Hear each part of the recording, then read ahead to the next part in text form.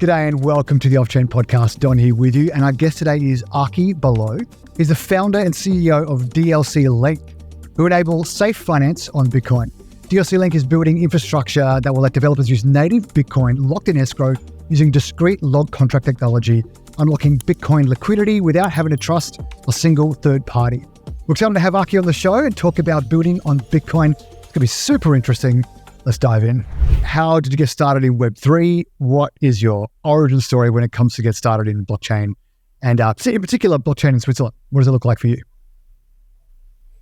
Great. Yeah, hey, thanks for having me on. So just to give you a little background about myself, I was born in Hungary, but I grew up in Boston and Michigan. I've been a developer for almost 30 years because I'm turning 40 next year. So that's how the math works. Congrats.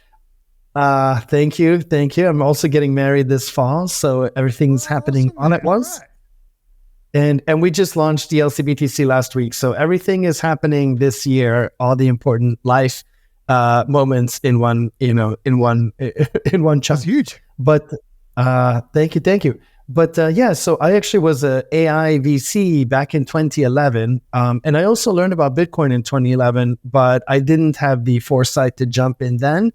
I actually built an AI marketing company for 8 years.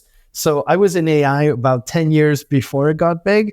As soon as after 10 years of doing that, or 8-10 years, let's see, it was 2021, I came over to crypto full time. Of course, crypto crashed and AI shot up. So there you go. My timing is terrible. I should not trade. This is non-financial advice in general. I came to crypto 2021. And I actually made a referral to a friend of mine who ended up winning the project to build the Chivo wallet for El Salvador. So my Hungarian friend Laszlo, he has a company called DeFi, and he was subcontracted by my other friend Vadim's company Alpha Point, and he built the Chivo wallet for El Salvador, which to me, like when I was at that time, I was trying to decide what to build on. And so basically suddenly you had, 250,000 daily active users on this wallet, people in El Salvador who you don't think of as, crypto natives, who suddenly had Bitcoin. And so, it was basically adopted on a country level, 4 million people cumulatively, basically the population of El Salvador, signed on Chivo and was to some extent trading Bitcoin or using Bitcoin or at least getting, rewarded or getting airdrop Bitcoin, which is also, cool if that's your first, basically they were orange pilled, right? So 4 million people in El Salvador just got orange pilled. I'm like, oh my gosh, this means that Bitcoin has crossed the chasm. So, in even traditional, whatever, Web2 startups, crossing the chasm means it got to a point where everybody can kind of understand it and get value from it. Like, Uber has crossed the chasm, Airbnb, like things we use every day. And so now Bitcoin has crossed the chasm. And so I'm like, okay, cool. So now let's assume that other countries adopt Bitcoin, developing countries, especially countries that don't have like that tier 1 US / European infrastructure that we're mostly used to. And so what, let's say they get some Bitcoin. So what are they going to want to do with it? Well, they probably want to maybe take a loan on it or invest it or do some sort of finance. And that kind of led me to, okay, well, what kind of finance options do you have on Bitcoin? Wait a moment, it's all CeFi, it's all centralized. The options are sending your Bitcoin to Anchorage or BitGo or whatever, and they'll do loans on it. Well, that doesn't really make sense if the whole premise is that Bitcoin is decentralized. Okay, well, what about DeFi? Well, it turns out you can use Bitcoin in DeFi, but you basically have to use bridges or centralized, custodians. Again, BitGo has a lot there with WBTC. So long story short, I started thinking about this problem. And then a friend of mine, Pablo, who I've known for a long time, but he runs R&D at Swan now. He basically told me about DLCs, and I joined the DLC community, and I just started meeting all these DLC companies, learning about and I'll explain what DLCs are, but basically they're a trustless bridge on Bitcoin, on Bitcoin L1 that already was implemented 2 years ago with Taproot, so it's already in there. And we're like, oh my gosh, we should probably build some DLC stuff. And so my co-founder, Jesse, and I just united forces, and we started building. And then 2 years later, we have what we have now, which is a safer, decentralized wrapped Bitcoin, basically a replacement to WBTC called DLC-BTC. But I'll go. I won't skip ahead. I promise. Hey, yeah, no worries. Well, I mean, you actually brought up a heap of stuff there, which I'm keen to tap into or ask you about as well. Firstly, when you were working in AI beforehand or finance or AI beforehand, what was your perspective on cryptocurrency before you really dove in? Were you a skeptic? Were you, oh, that's good for you guys over there. I'm working on like the legit future of the world, or how did you kind of view it from afar until you came up close?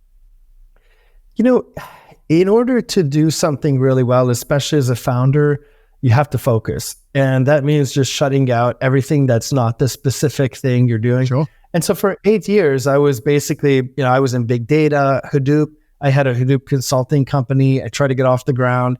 Hadoop became Spark. This is like stuff that basically predated most of the blockchain folks here. But basically, there was a NoSQL explosion. So you used to have SQL. You have one way of having data. Then you had NoSQL, which brought in other ways, and Hadoop and Spark, and then now blockchain, which is just another data management technology.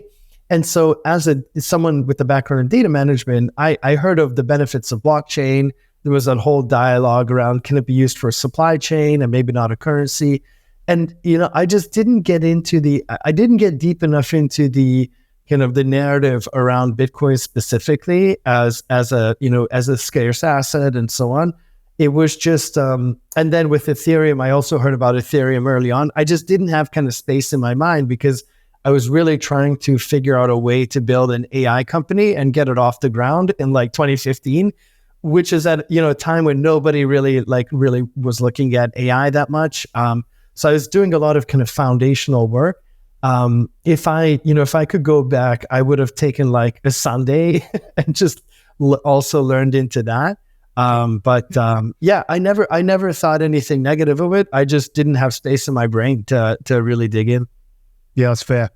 And so when you did approach blockchain generally, I'm just wondering what attracted you to Bitcoin specifically versus all of the giant EVM and other L1, L2 kind of realm that's already doing a whole heap of the kinds of things that perhaps might have attracted you to like blockchain generally. What's the appeal of Bitcoin?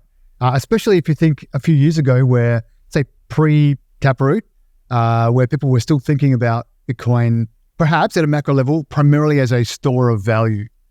What attracted you to Bitcoin specifically? Yeah. I have, I guess, two parts to my brain. I have got like the developer side, which just craves novelty and technology and how can we optimize something.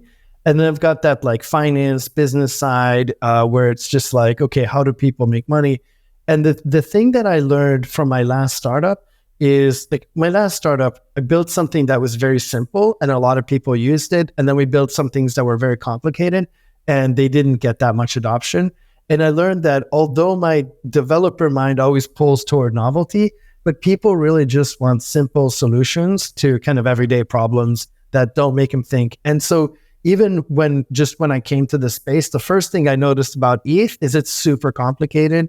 There are L2s and then now L3s, and then there's like bridges between them, and there's different L1. And it's just like, it is something developers and traders I can add love, which is great. But for my mom and dad, they don't want to hear about it. They get Bitcoin, they get like internet money, they get the mining network. Like it is unique. There's only one proof of work chain that's notable. The other ones are not even notable, luckily for, technical reasons too. So you have like one thing that does one thing and it's then simple and it's super easy to buy. And like, when you think of adoption, even last night, a friend of mine, was asking, so how do I like buy Bitcoin? Do I do it on Cash App or in the ETF? I'm like, no, actually neither of those are Bitcoin. You actually have to like go to Coinbase and buy, like even that as like that's like the simplest adoption hurdle that, us in crypto don't even think about, because obviously you want to buy like Bitcoin to your wallet address and make a wallet. But even just that is a huge hurdle that probably reduces like the conversion rates by like half, right? Yeah. So the dead simple value prop of Bitcoin, and the dead simple value prop being, store value and the world's largest security network, that was it for me. I'm like, this is so simple. Like, how could this not continue to grow and be like a killer platform? So in what ways do you think then all of the complexity of the Ethereum and EVM ecosystem to build upon Bitcoin, isn't that just going to increase the complexity there in the same way that is like a prohibitive barrier to people adopting EVM? For builders, it's a very different story, because for builders, when you're creating a new DeFi protocol, you want a lot of tools, you want a lot of things to do. And so the more tools you have, the better. And so, what is the focus of Bitcoin? I mean, there's ordinals and runes and stuff. I'm not actively engaged in that, so I can't credibly comment. But the main thing about Bitcoin is like liquidity provision, right? It's the thing that people buy. It's the asset where they hold their money, both individually and on an institutional level. And, asset managers where they take people, they accept people's deposits and then they hold the money on behalf of them. Like it is the liquidity, provision chain basically. And then, developers can figure out all sorts of ways to use that liquidity and build, sophisticated solutions. So for developers, it's almost like, how could you build without Bitcoin? Because all the most of the liquidity is going to come in from there. Yep. Yeah, absolutely. You mentioned bridges and wrapped Bitcoin before. For people who maybe have a finance background, but not a Web3 background, what are we talking about when we talk about bridges and wrapped Bitcoin? Yeah, so simple way to think about it, Bitcoin is like Unix, the operating system, or Linux. People know, Linux more. It's kind of this open source thing. And then Ethereum is like Microsoft, where it is decentralized, but it's really guided by a group, the foundation, and they require mandatory, updates every 6 months for their nodes and whatever. So it's basically, commercially funded through VCs and all that. So you've got like Unix and you've got Windows, and you want to use like an application. Well, they're not compatible, right? Like you have to kind of emulate somehow, like any of the, I guess, nerds in the audience, if you ever played like a Windows game on your Mac or, whatever, vice versa, you've had to emulate it. So it's the same thing. These two systems are not compatible. And so you need a way to kind of like connect them or interface them. And so basically there's historically two ways to do it. One is wrapping, where you take Bitcoin, you send it to a company like BitGo, which is a US corporation. They put it in their vaults and they give you this other thing, WBTC, that's sort of like kind of like issued by BitGo. And then you can use that in Ethereum. And then when you're done with it, you send it back and they give you your Bitcoin back. Super simple, brilliant system, invented 4 years ago, revolutionary at the time. First thing that enabled Bitcoin to be like, you could do DeFi and, invest in and stuff. So that was kind of that was the first kind of Gen 1. And then you have bridging, where it's like, okay, maybe BitGo holding it is not a good thing. Let's make like this other chain or this other technology, and it's secured by like our own nodes. A really good example of this is Threshold Network. So they have over 100 whatever nodes, but there are 60 nodes that specifically custody Bitcoin. So now you're sending Bitcoin and it's like held in 60 nodes or secured by these 60 nodes. And then they issue this token that you can use in Ethereum. And then, when you're done with it, you burn it and then you get your Bitcoin back. So that's kind of the other thing. You're still adding an intermediary layer. So you're taking Bitcoin, which is secured by, tens of thousands of miners or however they are securing Bitcoin, or hundreds of thousands. So you're taking it and you're going from 100,000 down to like 60 and then back out to Ethereum, whatever, 5,000. No, I have no idea how many nodes the chains have. Maybe it's like orders of magnitude more than what I'm saying, but basically like gazillions of Bitcoin miners, 60 nodes, gazillions of Ethereum validators. Mm-hmm. And so, of course, your security bottleneck is the 60. If it's hacked, you're screwed because your Bitcoin is gone with no recourse. There's no deposit insurance, like no one's going to pay you back. And so that's bridge risk, which people, if you've mined a lot of Bitcoin or you've accumulated over the years, you have potentially millions or hundreds of millions of dollars. You don't want that risk. And so that's kind of the lay of the land historically, is those are the only two options. You're either risking one place where something can happen, or 60 places. And that's the landscape today.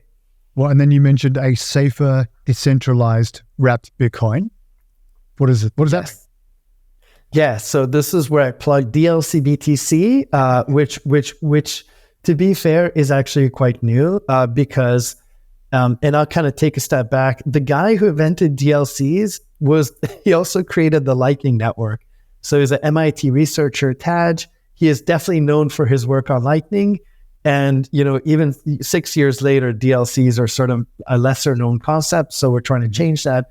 But basically, DLCs, people know that on Bitcoin, you don't have smart contracts, which is true, but you do have DLCs, which are like a pseudo programmable, not exactly a smart contract, but it's more like an if then statement.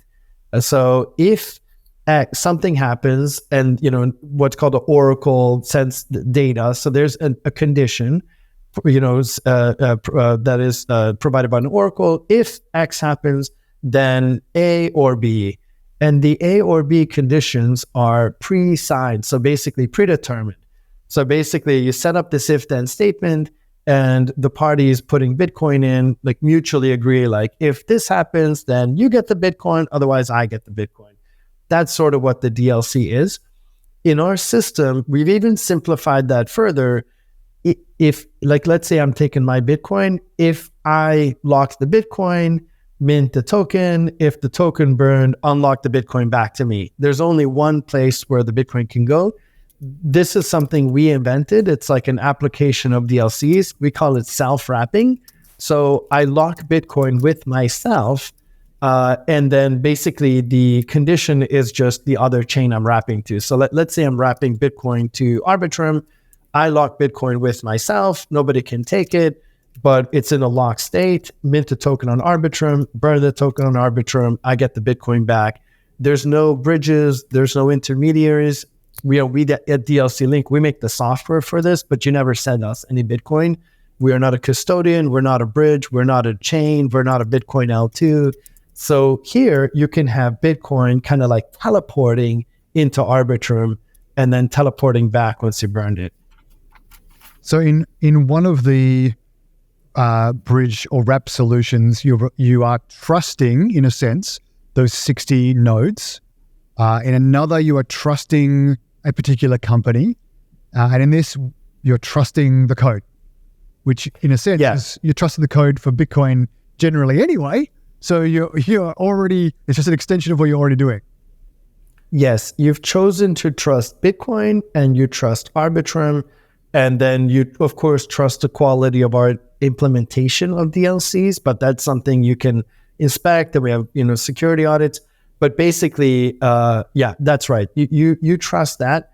Difference being when you make the deposit into and by the way, DLC stands for Discreet Log Contract, which is like a mathematical concept. If all the math nerds out there, you can read Taj's white paper from MIT entitled Discreet Log Contracts. I think he called it smart contracts on Bitcoin or something like that, but it's not exactly that. But basically, if you're using a DLC, let's say you're using DLC-BTC, when you deposit the Bitcoin, you sign that outcome where the Bitcoin comes back to you, and you can see it in the signature. It basically you put Bitcoin here, and then it said, okay, the output is back to you, and that's the only thing you sign, and then that's it. So it's even on the block explorer on Bitcoin, you can see exactly what happens with the Bitcoin, and you can see that the Bitcoin can only come back to you. And that's what we call self-wrapping. And I should point out, because usually one of our most popular questions is cool, that's great. Can I wrap my own Bitcoin? In our system, and I'll get into it, in our system, we have institutions we call DLC-BTC merchants that wrap the Bitcoin. So if you're retail, like you or me, let's say I cannot be a merchant because I'm not a whole institution for various things. I don't have, custody provider. There's just stuff I don't have. I don't have disaster recovery on my ledger, whatever. So basically, we're building a system where there's a series of institutions that are the ones supplying the Bitcoin. they create this DLC-BTC, and then retail like myself can swap for it or can acquire it. So it's more like a Bitcoin version of USDC, maybe, where you have these kind of banks kind of being the backstops, and then you've got this fungible token. That's essentially the system we built. So in terms of adoption, I'm just trying to understand, why would somebody trust a bridge over self-wrapping, for example? If you move Bitcoin into a bridge, and that bridge has these bridges have smart contract platforms, like these Bitcoin L2s, like you can do anything on an L2 that you can do on Ethereum. You can build like new DeFi applications. You can do like cool new stuff that, like, you could basically build like a, version of whatever, Aave or Curve or whatever you want on a new chain. But you have to like bridge in the Bitcoin to get there. So it's like a different paradigm. If you're a developer, there's a lot of cool building you can do on these L2s, just like you can build on Solana or Ethereum, or now you can build on BitLayer or B Squared or wherever. It's like, these are like more chains to build on. Okay, that's awesome, man. So for DLC-BTC, what can people use it for? What gives it like value as something that adds to the BTC ecosystem? What's exciting about it? Maybe to you personally, but also for an average user, and then maybe for a pro user. Why would they be excited about this, or how's it going to be used? Yeah. So let me tell you the problem that I ran into. So I've got some Bitcoin miners. They're churning out Bitcoin, every day. Now half of what they used to do, but hey, that's what we signed up for. And so I would get this Bitcoin, and I'm like, cool, it's just sort of sitting there. And I'm happy it's sitting there, but could it do something? Can I use it? And so I would swap that Bitcoin for WBTC, and then I would take the WBTC and I could take loans in Aave and, A-Bit stuff, or I could, put it in stuff and earn a yield, or, basically I could just, utilize the WBTC. And Bitcoin, of course, is fantastic collateral. It's the best collateral in Web3, IMHO, in my opinion. And so that's kind of the major use case. And that's what we're doing with DLC-BTC too, is once we're kind of live and up and running and things are churning, you can swap your your Bitcoin for DLC-BTC, or actually even on Curve now, you can swap your WBTC for DLC-BTC as a more secure, way to have the Bitcoin. And then you can put it into different DeFi protocols. Now, obviously big question is like, how much yield can you earn doing that? Typically WBTC is great collateral, but it only earns like 50 basis points yield, like 0.5% per year, 1%. It's, Bitcoin yields have always been quite low, but there's a lot of different DeFi protocols that actually can do really cool things. You can take ETH against the DLC-BTC and stake the ETH, or recursively stake it, get more yield that way, and then you can do other stuff. So basically, we're partnering with a number of different DeFi protocols that can generate just different yield in different ways, good options. So basically, by doing leverage stuff and options and whatever, you can earn actually, yesterday we were on a call with a protocol that believes they can do 10% annual yield on DLC-BTC. And so, we will announce that formally when that is live, but that's very exciting. We work with some options providers where they can do, for example, covered calls, where you can earn 10 to 30% or greater yield, depending on market conditions. Obviously, they're options, so you need to know what you're buying. In different market conditions, they can perform very well or very poorly based on what you're doing. But it just gives DLC-BTC, brings it into the ETH ecosystem, and then you can do kind of investment stuff and borrowing in a safer way than you could with just sending it to a centralized system and having like a custodian or having like a financial company do all that. So just a safer way to earn yield on Bitcoin. Yeah, because it seems a bit crazy that there's so much essentially locked up liquidity, because what is it good for? having, stacking, spending, or sending. And so to be able to actually utilize some of that, man, it's a potential game changer if people can understand how to do it. So in what kinds of ways are you making this easy for people? Whether that's people who are, like your friend who's like, where do I buy Bitcoin? Or for people who are already holding Bitcoin or stacking Bitcoin, whether that's just, for the future as a long-term investment, or they're trading it along the way, and they have a trading account and a stacking account. How do people onboard into this? Like, what are some of the easy ways when they hear 10%, 30%, covered calls, those kinds of things? How do we actually get there? Yep. Absolutely. So there's two ways to do it. You can swap, or you basically swap for it on a decentralized exchange or on centralized exchanges. We're starting with the decentralized exchange. So on Arbitrum, we just launched on Arbitrum. We have a curve pool. Today it's empty because it's brand new, but we're filling it in with some institutional liquidity providers. Like Amber Group is our first liquidity provider. So basically, you can go to that pool and swap WBTC on Arbitrum for DLC-BTC on Arbitrum. So you can acquire it in DEXs. And then later this year, we're launching with some centralized exchanges. OKX was our lead investor in the last round. So obviously, they're looking at it. Binance, Coinbase, Kraken, kind of the big four. So then you can, the way I used to get WBTC is on Coinbase. I would swap my Bitcoin for WBTC. So that's coming over the coming months too. So that's going to be probably the most popular way. And then once you have it, then you just pick your favorite DeFi protocol.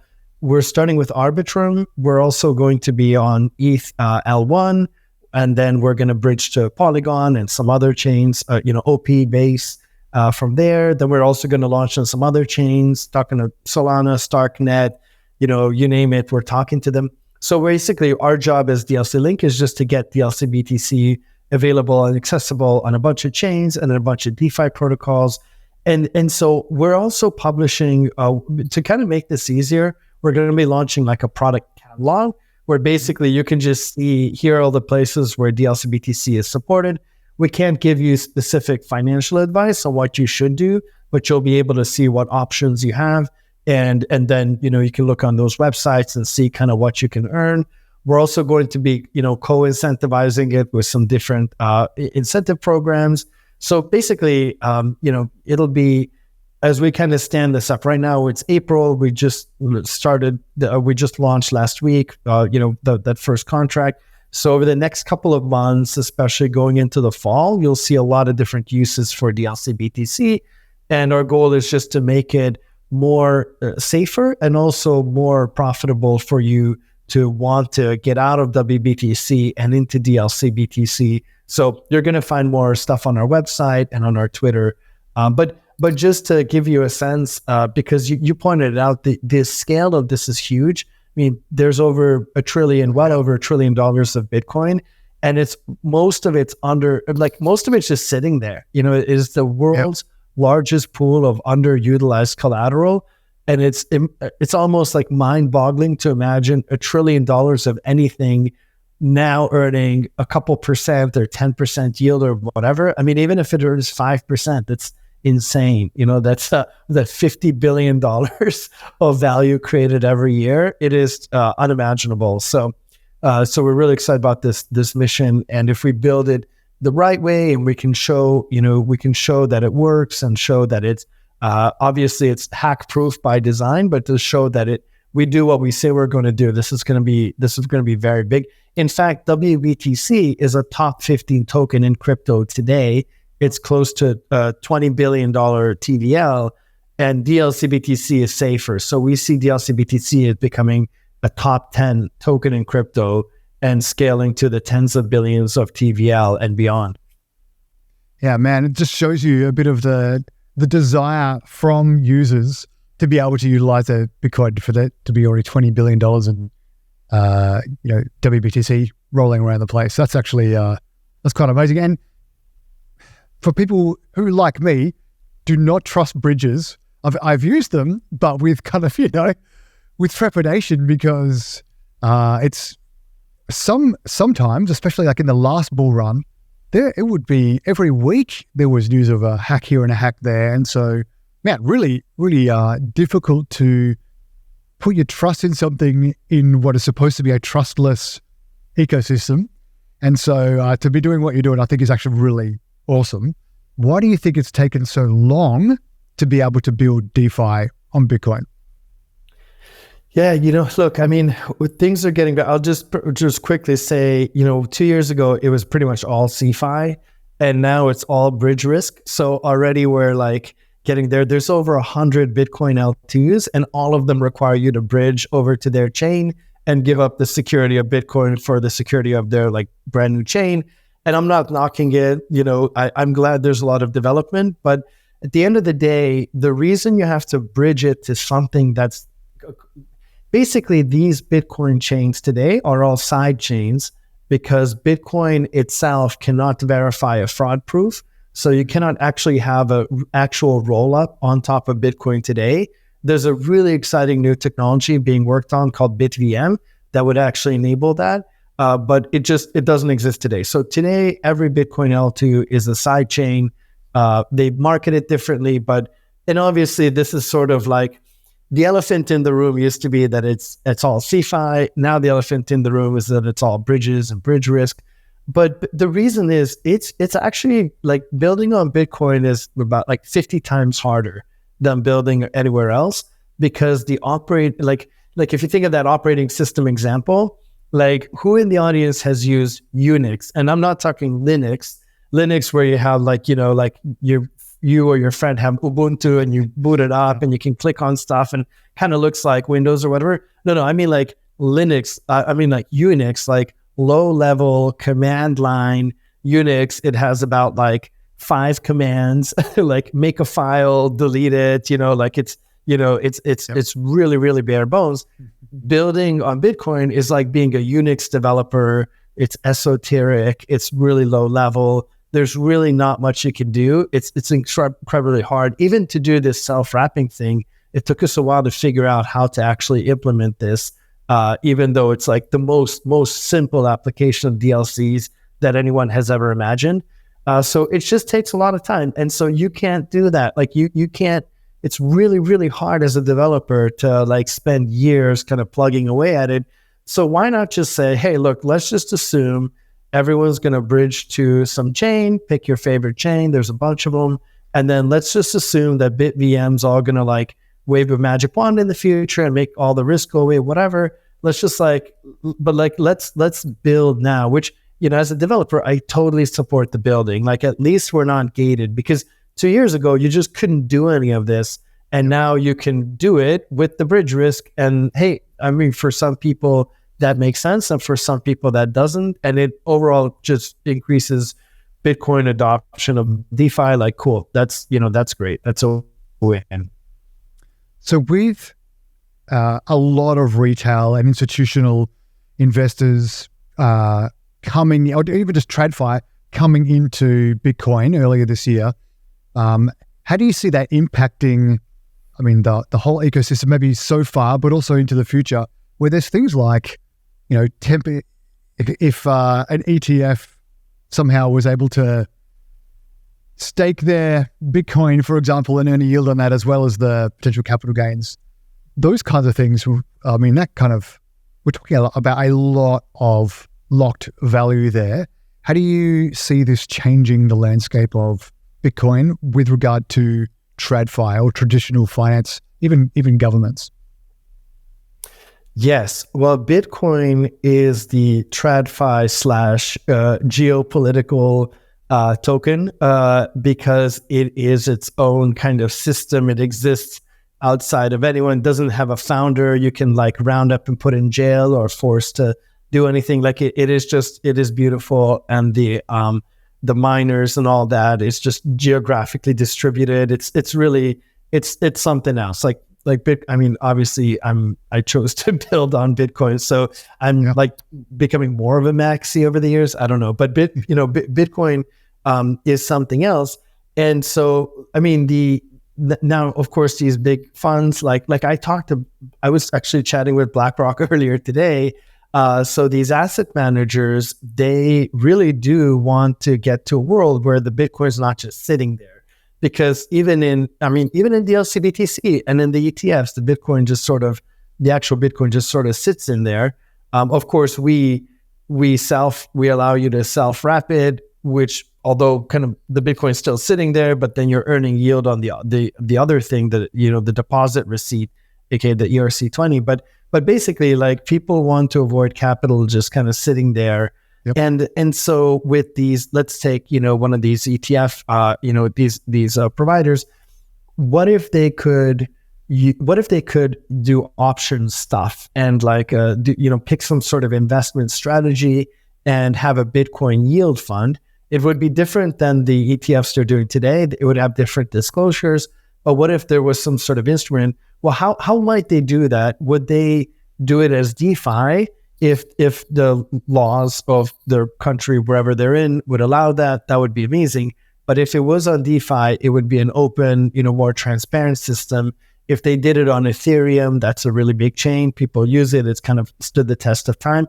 It might be sufficiently decentralized. So like, if you could use DeFi to do, let's say, options to earn a yield, then you could have you could have a more performant fund. You could have a fund that has lower fees and generates more return for its users, or its holders. So that would be great.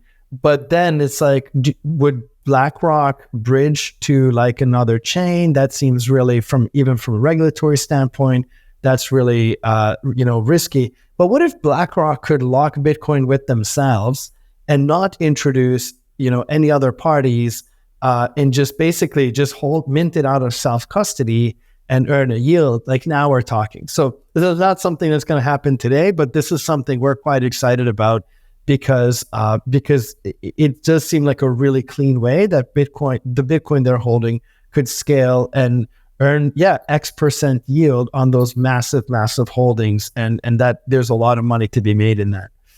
Yeah, but that's huge. I'm thinking even in Australia, where I live, we have, like, the government set up a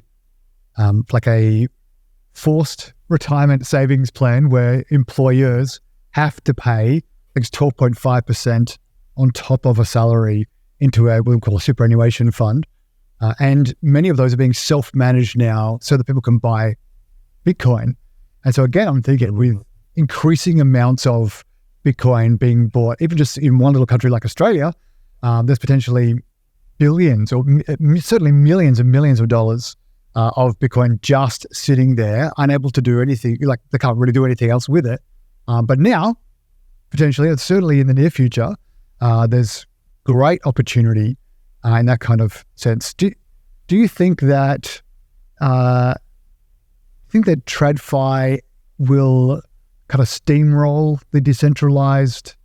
Like you mentioned before, with BTC started as the decentralized dream, like distributed dream, right? And then very quickly there were a lot of gatekeepers and exchanges held and hold a lot of power. You're talking about the bridges hold a lot of power centralization. And so there seems to be this reversion to the mean of centralization. How will this self-custody, how do you think that's going to help kind of stem the tide of the encroachment of TradFi's kind of maybe steamrolling of dominance, or a reversion to the mean of centralization? Yeah, I don't think, look, especially people who get into crypto Web3, they come in on, with that kind of theme of decentralization. That's sort of the first thing you learn, and that's kind of the reason we're here. So I don't think people actively choose to have centralized, centralization risk.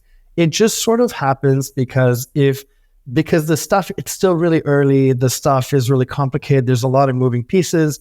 And if the user experience is terrible, then people are just not going to use it, right? Like, until Uber and Lyft and whatever came along, there were other like ride-hailing apps actually predating Uber.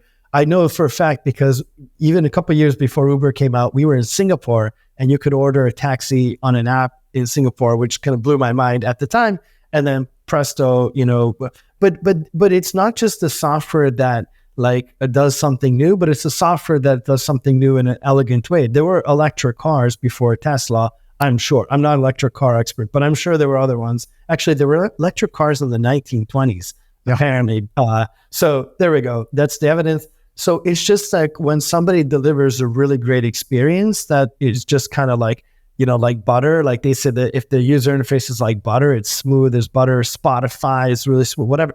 These are the ones people end up using. And so on the way to that, like if you have a choice, like either have a really difficult, funky UX and you have to memorize, 18 words and put it on some like metal blocks and whatever, and like give some to your aunt or whatever, like either do that or like a one-click thing on Cash App. You're like, oh, I'll just do one-click thing on Cash App. And now presto, you've introduced a custodian. But there's like a kind of top of the funnel, like now I'm speaking like a marketer, top of the funnel, like getting people in. And then there's like, cool, now that they're in, how do we service them safer? And I would even say, like, I would argue if you have someone who has small amounts of Bitcoin, don't worry about it too much. I mean, hey, if you lose a couple $1,000s of Bitcoin because something happens, like, I mean, it's terrible. I don't wish it upon myself or anyone, but like, whatever, you kind of, keep going. But if these assets grow and now you have millions, tens of millions, hundreds of millions, if you have like hundreds of millions of dollars of Bitcoin, and you bridge it somewhere and it blows up or you send it to a custodian, something bad happens, like you could actually go to jail. I mean, I'm not a lawyer, but that seems like there would be some criminal negligence on some level if somebody lost, so much of investors' money or whatever. I mean, we saw it with obviously Terra, whatever on a grand scale. So like, as the stakes get higher, the centralization, which was acceptable to create a good UX for novices, for advanced users, it becomes absolutely unacceptable. Like, I won't even touch it. I don't want to take the counterparty risk. Mm-hmm. And that's the audience where we're starting, which also holds the most Bitcoin. So that's sort of what we're doing. There will always be much cleaner. I think there'll be, nicer UXs than DLC-BTC. I'm sure there will be things that probably like mint within a second or whatever. Like there's things where like you just don't have to worry about anything. But what we're doing, we're just kind of chipping away at a big risk for institutions primarily, and then other problems will be solved by other people. So I think Bitcoin L2s are great too, because you can kind of build stuff. They're just encouraging the creative thought and the creative use of Bitcoin for various things. And it all helps because the thing we're fighting is CeFi and or not using your Bitcoin for anything. I think both of those are harmful in different ways. Yeah, man. So in that case, do you think that, I mean, I don't want people to come after you with pitchforks, but do you think that Bitcoin needs smart contracts, or is like DLC-BTC and L2s, is that combination going to be like all we need? Our stance was, and the reason we picked DLCs is Bitcoin is great as this like security network and liquidity, place, and like that's great. And it's never going to have smart contracts in the way that Ethereum, Solana, chains yet to, be built. Like we're just always going to have better chains and cooler and more interesting chains. And Bitcoin already has product market fit. It's crossed the chasm. It does one thing super well. Like, let's leave it. Like, it's not going to like, dance and, sing and whatever. It's not going to do a jig for us. It's just Bitcoin. It's Unix. Cool. By the way, Unix powers like 90% of all the computers in the world. Yep. AWS, Macintosh, anything other than like Windows and Azure is on Unix. So it's just kind of this silent thing that is just there. So, but like, let's just leave it. So in our thinking, we're like, okay, well, why don't we just lock the Bitcoin in place, using this Bitcoin mechanism, cool.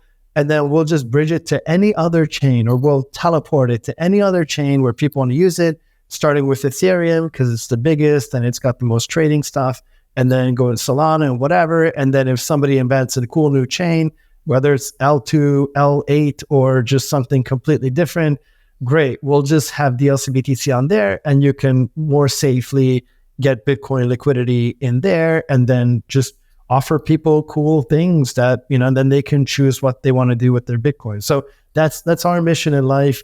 We started on ETH because it's the biggest, and then whatever else is the next biggest, we're just going to go there, and then just kind of, onwards and from there. And that's like kind of, you get the best of both worlds, right? You get the security of Bitcoin, you get obviously the mechanism. We add smart contract risk. If I wasn't clear about that, I want to be clear. We do add smart contract risk. You have to examine the mechanism we use and our audit reports and whatever. The Bitcoin cannot be stolen, but there could be like a ransom attack. So, we have an article on our blog about our risk. So we're very clear that, of course, as a synthetic asset on Bitcoin, we add risk, but we add less risk in our view than other ways of doing it, like bridging. And so, and then once it's on the other chain, you can do all sorts of really cool stuff. And then, you just kind of win both ways. So instead of trying to make Bitcoin more composable, you just use Ethereum as a side chain. Yeah, exactly. It makes all of the chains Bitcoin L2s if you can port Bitcoin to them safely.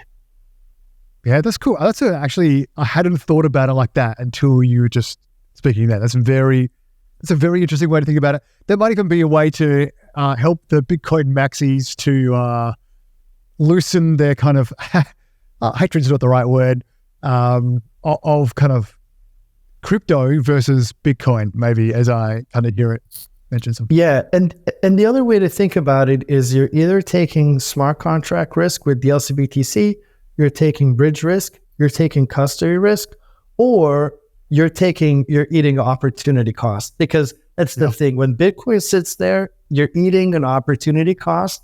You're just not getting, it's not being productive. And if people are fine with it, that's great. I have no issue.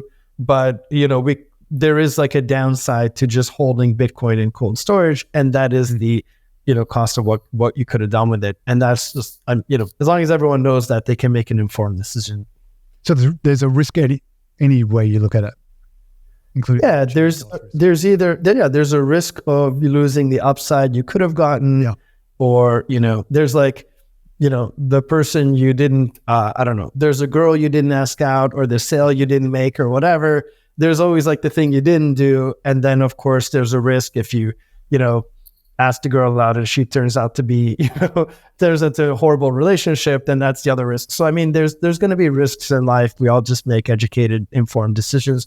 We always try to, because I come from content marketing, we always try to document specifically what we do, how it works, what the, use cases are, what the risks are, and how can you benefit. And we just try to create as much content as possible because we believe, an educated consumer is the best. I mean, the thing that irks me the most is when something launches and suddenly it's like hitting all the magic buzzwords and you're like, how does this actually work? And they're like, well, actually we hold it in custody at, blah, blah, blah. It's like, oh, you need to put that up front. Like talk about that first, because this is people's money. Like number one rule of fintech is not to lose people's money. Oh. So if, people try to kind of like hide sometimes, and when I see something like that, I run, because like, I don't want to know the rest of it if they're trying to like kind of bury the risk. So we try to have the risks up front.